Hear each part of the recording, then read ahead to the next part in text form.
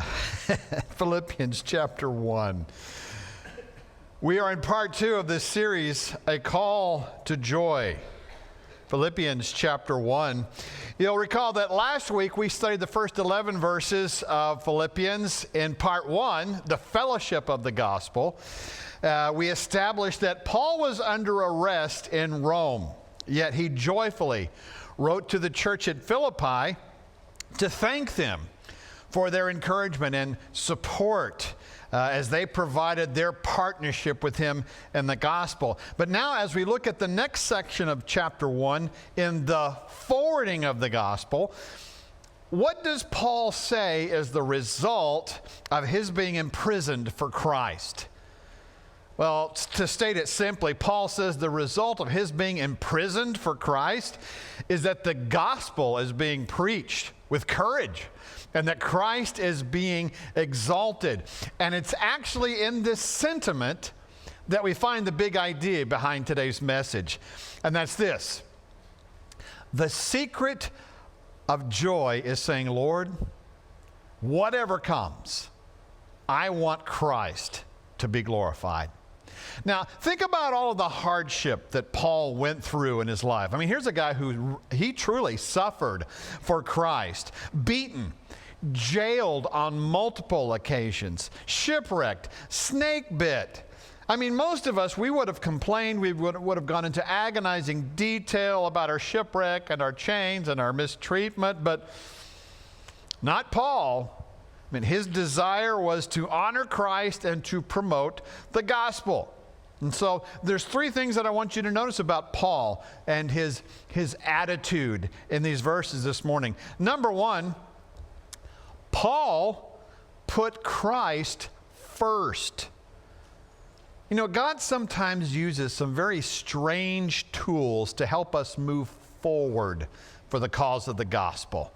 Verse 12, he tells the folks at Philippi, hey, I want you to know that what has happened to me has actually advanced the gospel. Now, that word for advance in the Greek, prokope, it means to move forward to an improved state. It means furtherance or progress, a new advancement. So in this context, you know, you can think of it as pioneering or trailblazing, breaking new ground, the forwarding of the gospel. Okay, now in Paul's case, there were three very unlikely tools that helped him break new ground and take the gospel even to the elite imperial guard, which was Caesar's special troops. But three unlikely tools: his chains, his critics, and his crisis. Well, let's talk about those for a few minutes. Let's talk about Paul's chains. Look at verse 12 with me, if you would. Paul writes to the Christians at Philippi, he says, now I want you to know, brothers and sisters, that what has happened to me has actually advanced the gospel, so that it has become known throughout the whole imperial guard and to everyone else that my imprisonment is because I am in Christ. Most of the brothers have gained confidence in the Lord for my imprisonment and dare even more to speak the word fearlessly. What a unique tool that God has given Paul to advance the gospel. His chains. Now, a couple of things about his chains. Two things that his chains actually gave him. First of all, it gave him contact with the lost, specifically the imperial guard, officials in Caesar's court. Paul had, if you'll pardon the pun, Paul had a captive audience. And from verse 13 here and later in chapter 4, verse 22, we can conclude that he actually won some of those people to Christ. You see, church, the Christ-focused Christian doesn't allow circumstances to overcome him. Quite the opposite. The Christ-focused Christian takes those circumstances and turns them into opportunities to magnify Christ and to win souls.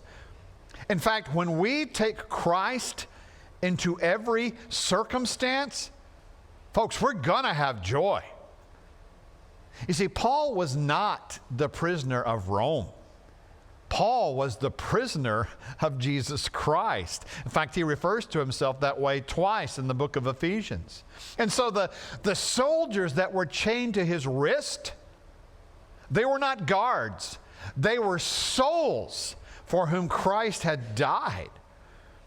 You see, sometimes God has to put chains on his people to accomplish a trailblazing advance.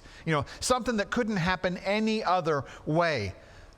At the age of 6 weeks old, Fanny Crosby was blinded. But even as a child, she determined not to let herself be confined by the chains of darkness. And she eventually became a powerful force for God through her hymns and her gospel songs. 9,000 of them, some of them that we still sing today.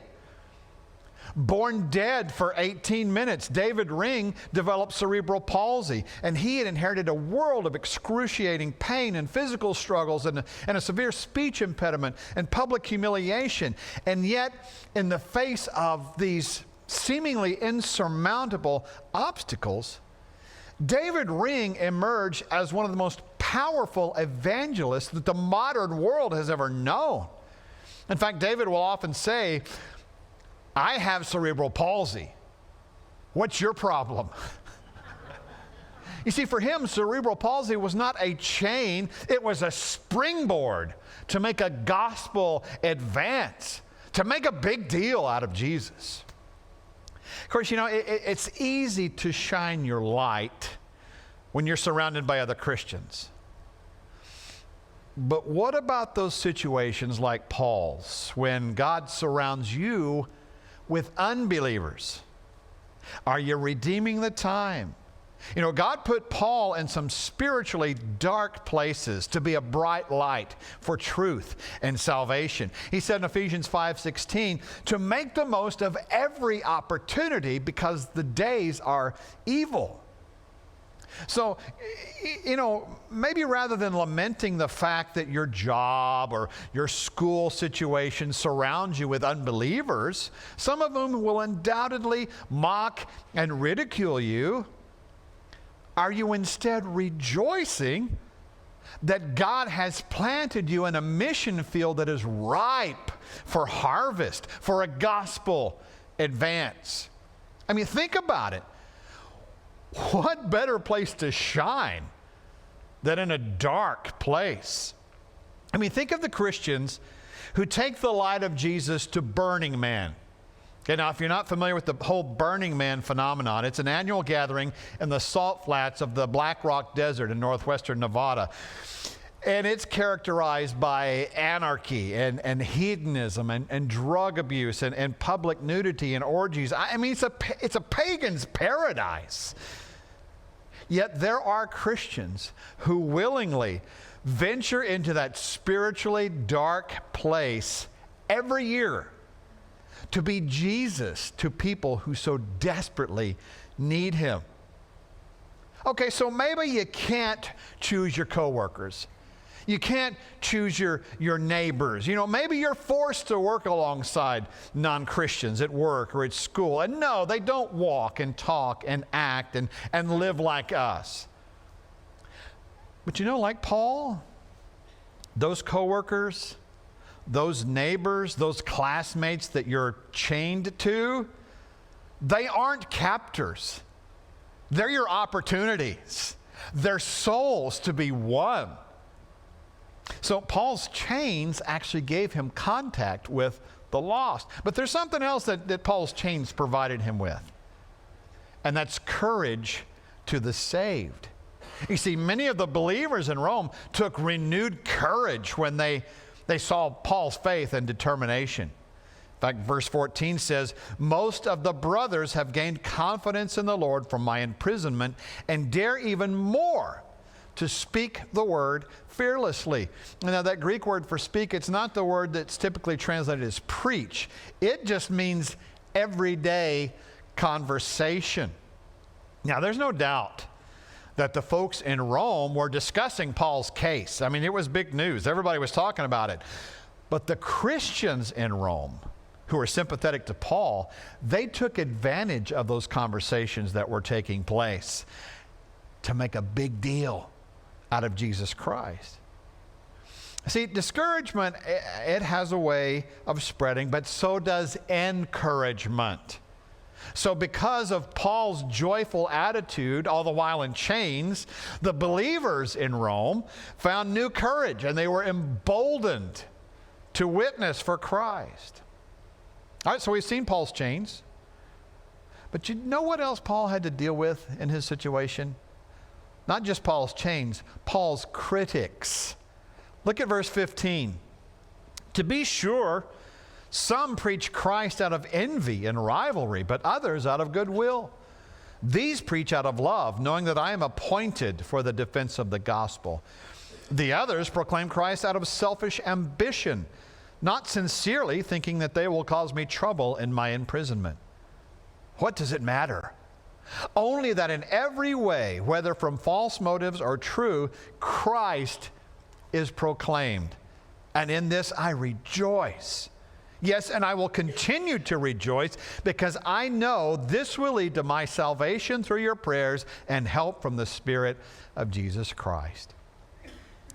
Paul mentions two different types of evangelists here, two motives that drive two different types. There's the envious evangelists that he describes in verses 15 and 17. They're the ones that preached out of rivalry, a sense of envy, driven by selfish ambition. I mean, they looked at Paul's imprisonment as an occasion to tear him down, to stir up trouble, to try to elevate their ministry over his. You know, Paul got more than his share of criticism. But you know what? Anyone who follows Christ, you should be prepared for criticism and more. But be ready to follow Paul's example. You know, he didn't try to defend himself. He simply stayed focused on living his life for Christ and proclaiming the truth. He put Christ and his gospel first. You see, church, you cannot control what other people think about you. All you can do is run your race and run it with faithfulness. Okay, so there were some envious evangelists, but he also points out some empathetic evangelists in verse 16. Those who preached out of goodwill, who were driven by love. They cared about Paul, and they understood that he was in prison by an act of God's sovereign will, you know, not as the result of Paul's disobedience, lawlessness, or unfaithfulness. So, were his critics causing trouble by their selfish preaching? Yeah, maybe, but so what? They were preaching Christ. Verse 18, we see that the message mattered more to Paul than the messenger or the motive behind the messenger. He says, what does it matter? Only that in every way, whether from false motives or true, Christ is proclaimed, and in this I rejoice. Yeah, Paul would have preferred to have had the right message with the right motives, but you know what? He placed the highest importance on the message itself. I mean, if the true gospel is being preached, then Paul could rejoice. And you know, that strategy still works today. Proclaiming the good news to people, even as we, in our chains, live out joyful lives before them.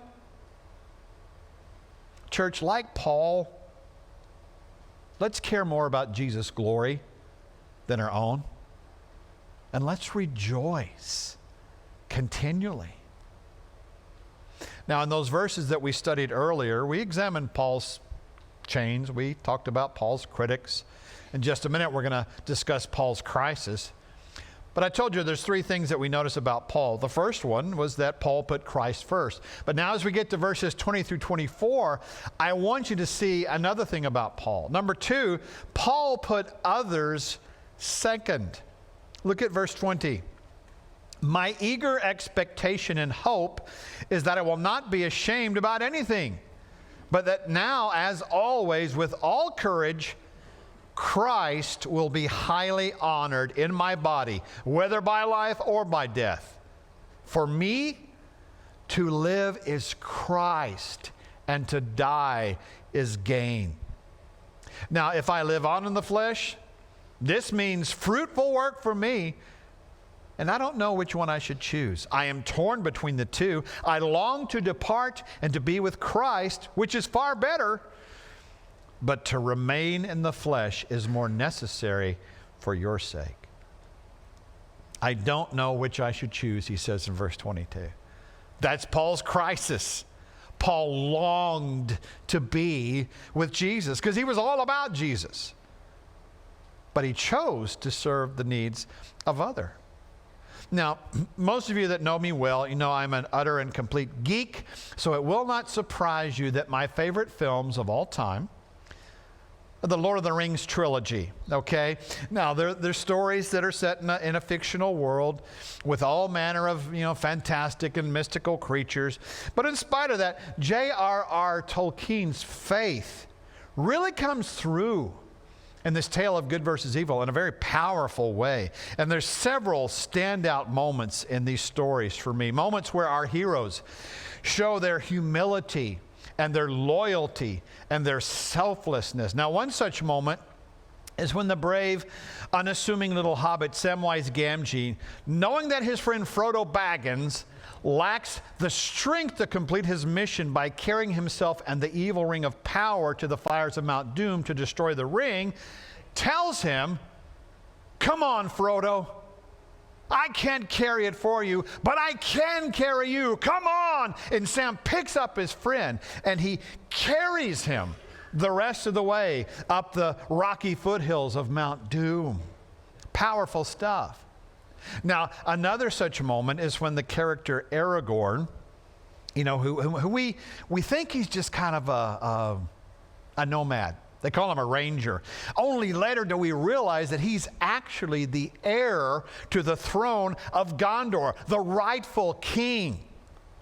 And when Frodo is commissioned with the task of taking the ring of power to Mordor to destroy it, this guy, the one who's destined to be the ruler of men, willingly, humbly makes himself subordinate to this tiny hobbit, Frodo, and pledges his protection, saying, "If by my life or by my death I can protect you, I will. You have my sword." Now, really what Aragorn means is that everything that he is, everything that he has, every skill that he possesses is offered in the service of this mission, even his very life. Well, guess what? That's exactly the same pledge that Paul has made to Christ in verse 20. Christ will be highly honored in my body, whether by life or by death. I mean, you talk about a mission statement. Oh, but Paul didn't stop there. Verse 21, he says, "For me, living is Christ, and dying is gain." Now, that's a powerful statement, y'all. And there's several things about that declaration in verse 21 that really stand out. First of all, it was a public statement. Paul was very public about his ambition to live for Christ, and he gladly let others see that. Because, we show what's most important to us by how we live. And Paul knew that if he continued to live, that it would translate into fruitful work, he says in verse 22. You say, you can't say that you're living for Christ if you're not working for Christ. 2 Corinthians 5:20, Paul said, "We are ambassadors for Christ, for he is making his appeal through us." So if you're going to represent him, go public. All right, so it's a public statement. It's also a grace-filled statement. See, Paul's goal was to know Christ fully and to live for him fully. But as he would state later in Philippians chapter 3, he hadn't attained this goal yet. Paul didn't achieve perfection, but God's grace was with him. And his life for Christ still resulted in fruitful work. But you see, church, just like Paul, our lives flow from our union with Christ. To live is Christ. But you see, we need his grace in order to represent him well. So every day, we should be saturating ourselves in that grace and then resolving to live faithfully for him before a watching world. This is a public statement. It's a grace-filled statement. It's also a faithful statement. It's a faithful statement because in it, Paul reveals his steadfast attitude, his loyalty to Christ. I mean, do you see the power of his perspective? Oh, kill me? I'll be with Christ. Let me live? I'll live for Christ. Make me suffer? I'll experience joy and be rewarded by Christ. I mean, that's the unstoppable mentality of the Apostle Paul. But you see, church, when we're living in the grace of Jesus, empowered by his Spirit, we can share Paul's unstoppable, joyful mentality. We can live faithfully, courageously for Christ, knowing that, hey, if we die, we're going to be with him. Either way, we can't lose. But you see, verse 21 is also a challenging statement. I mean, what about us? How do we deal with verse 21? Living is Christ, dying is gain. As Warren Wiersbe, a late great pastor, once wrote, Philippians 1:21 becomes a valuable test for our lives. For me to live is blank and to die is blank. Fill in the blanks yourself. For me to live is money and to die is to leave it all behind. For me to live is fame and to die is to be forgotten. For me to live is power and to die is to lose it all. But you see, in Paul's moment of crisis, will I die or shall I continue? He demonstrates that he's not only pledged to the gospel mission of Christ, but also to the well-being of the believers at Philippi.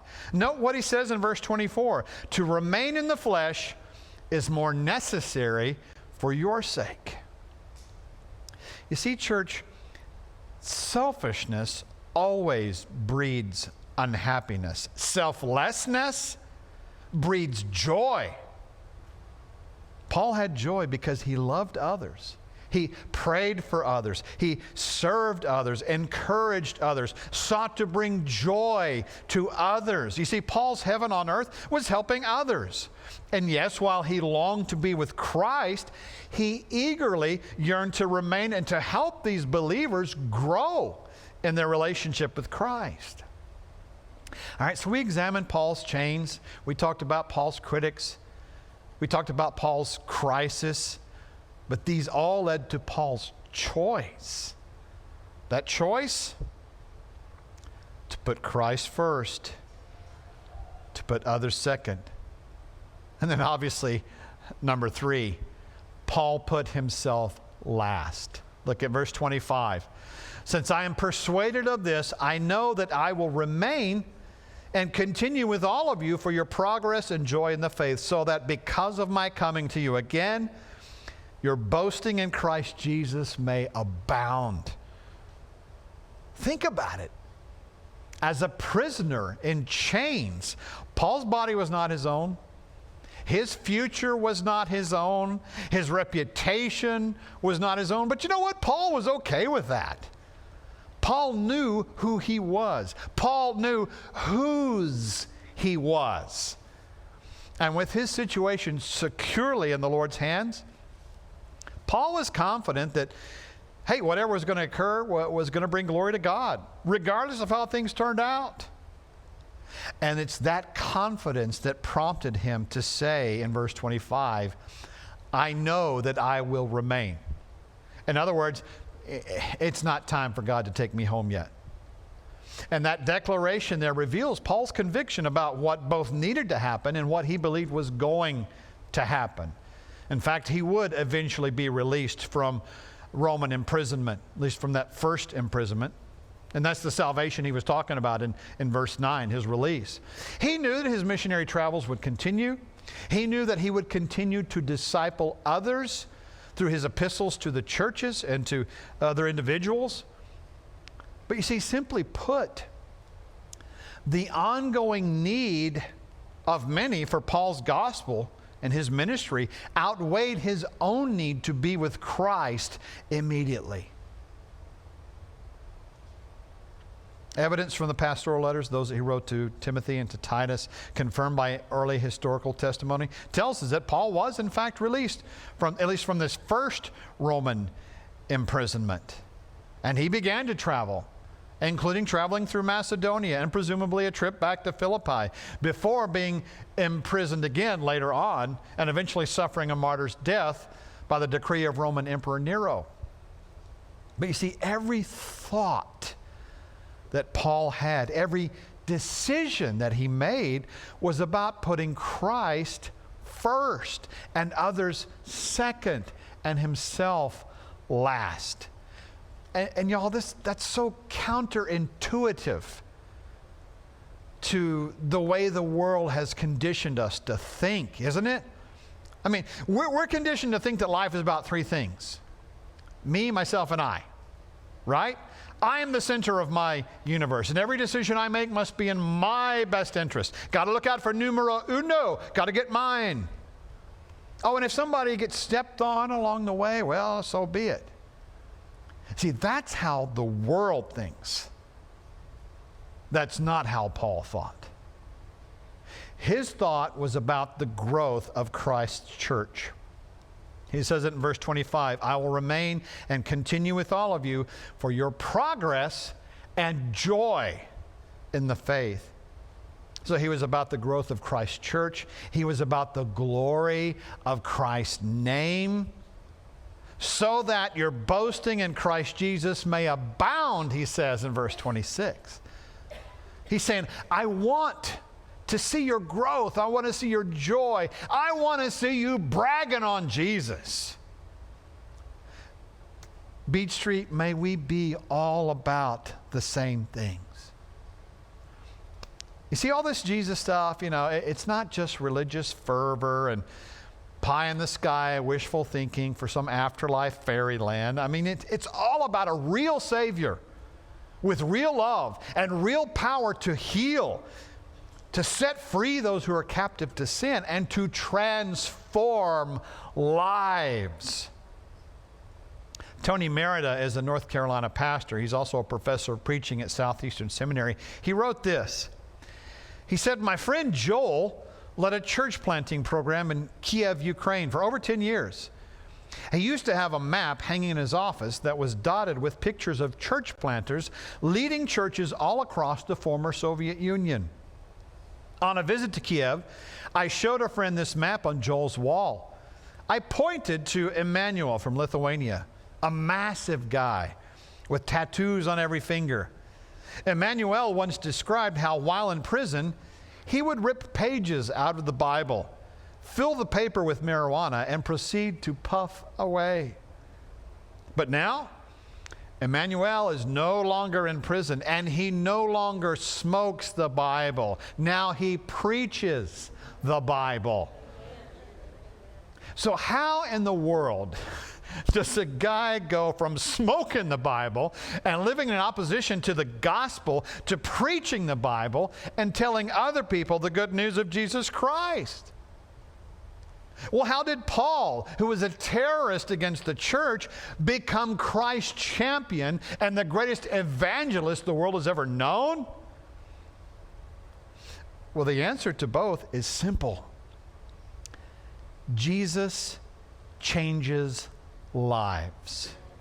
Jesus changes everything, y'all. This Lithuanian man, Emmanuel, he found a far greater joy in knowing and sharing Jesus.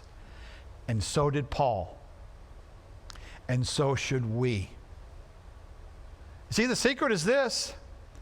When you've got your mind fixed on Jesus Christ, when you choose to make Him the most important thing, then you look on your circumstances as God-given opportunities for the forwarding of the gospel. And like Paul, you rejoice at what God is going to do instead of complaining about what God didn't do.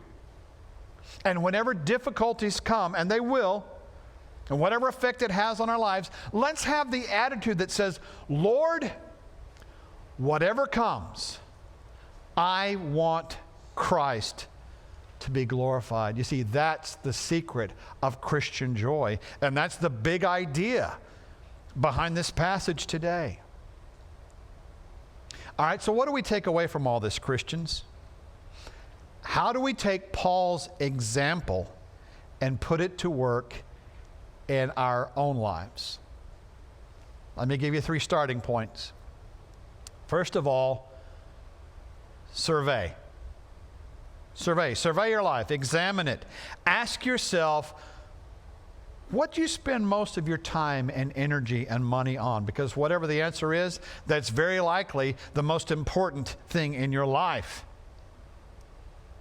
And if it's something other than Jesus, then you need to take a few moments to repent of desiring other things more than your Savior. And ask the Father to wean you off of the pleasures of sin in this world. And then you choose to reorder your life, reprioritize. Make Christ number one. Treasure Him above all else. So survey. Here's the second one. Serve. Make others' needs more important than your own. And pray for people that you don't ordinarily pray for. I mean, think about your critics or attackers and enemies, those people in dark places. Pray for them. Think about people in other churches. Pray for each of them to know Christ and to make Christ known. And then get down to the business of serving. Reach out to people who need the gospel. So we survey, we serve. Here's the third one. We subordinate. We subordinate. In other words, refuse to make yourself the center of the universe. Instead of insisting that you're the boss, determine to make Christ first, others second, and yourself last. You see, church, that's real joy. Saying, whatever comes, I'm going to put Christ first. So what about you? Do you know the type of joy that no circumstance in life can rob you of? Do you know the peace that Paul describes in Philippians chapter 4? The peace of God, which surpasses all understanding, that guards your hearts and minds in Christ Jesus? Do you want to be free from the burden of sin? Do you want to turn your chains into victory? Do you want to know joy unspeakable? Then come to Jesus today. You see, y'all, we were created for a relationship with God. But something messed that up. Our sin. It separates us from Him. But God had a plan, you know. He created a solution for that. Jesus died on the cross in our place to pay a holy God the penalty for our sin. And then He rose from the dead to prove that everything that He is, everything that He said, everything that He did was true. And get this, He did that for your peace and for your joy. Not joy just for a fleeting moment, but joy for all eternity with Him in heaven. And God has given you a choice. You can choose to say yes to that gift, or you can choose to say, no, God, I think my way is better. It's a choice that every man, woman, and child has to make in this life. What will I do with Jesus?